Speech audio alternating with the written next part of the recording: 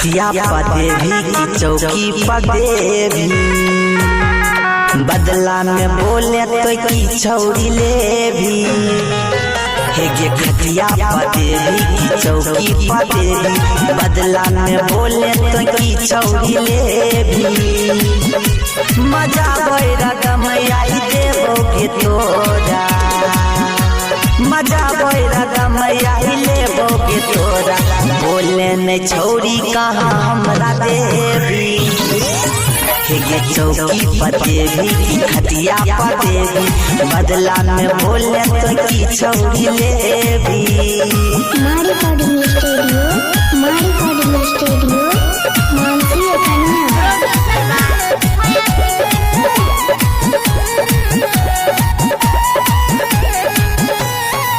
हाथ धारे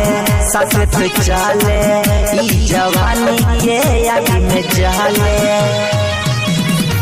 हाथ धारे ससत चाले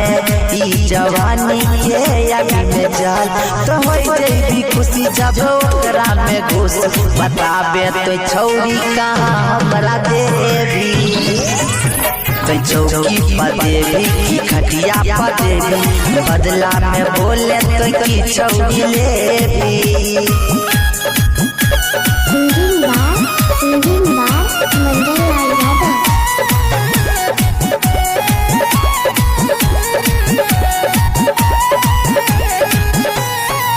गोर छाई तो के छौरी अब देखावे नहीं अपन ढोरी